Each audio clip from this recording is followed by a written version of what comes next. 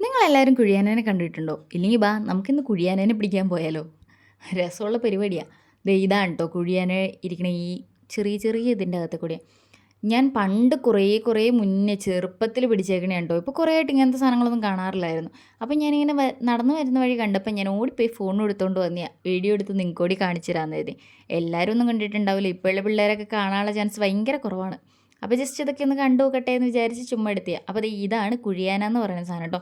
ആ കുഴിയുടെ അകത്ത് ഞാൻ ഒരു 3, 4 മാന്തി കഴിഞ്ഞപ്പം 1, 2 എണ്ണത്തിൽ നിന്നൊന്നും കിട്ടിയില്ല. 2, 3 എണ്ണത്തിൽ നിന്ന് കിട്ടി. ദേ ഇതാണ് ശരിക്കും അടുത്തുള്ള വ്യൂ ഇതാണ് കേട്ടോ.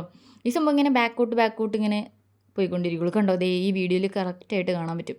അപ്പം ഞാനെന്തായാലും ഇതിനെ പിടിച്ചു ജസ്റ്റ് വീഡിയോ ഒക്കെ എടുത്തിട്ട് അവിടെ തന്നെ വിട്ടിട്ട് പോന്നു കേട്ടോ. നമ്മളതിനെ വെറുതെ കൊല്ലണ്ടല്ലോ എന്ന് വിചാരിച്ച് അവിടെ തന്നെ വിട്ടിട്ട് പോന്നു. എന്തുകൊണ്ടാണ് ഇതിന് കുഴിയാനാന്ന് പറയുന്നതെന്നോ ഇതെന്തുകൊണ്ടാണ് ബാക്കോട്ട് സഞ്ചരിക്കുന്നതെന്നൊന്നും അറിയില്ല. അങ്ങനെയൊക്കെ അറിയാവുന്ന ആരെങ്കിലുമൊക്കെ ഉണ്ടെങ്കിൽ ജസ്റ്റ് കമൻറ്റ് ചെയ്യുകയൊക്കെ ചെയ്യട്ടോ. അപ്പോൾ ഇത് കണ്ടിട്ടില്ലാത്തവർ കണ്ടോട്ടെ എന്ന് കരുതി ഞാൻ വീഡിയോ ഇട്ടാണ്. അപ്പോൾ അത്രയേ ഉള്ളൂ ഇന്നത്തേക്ക്. Bye bye.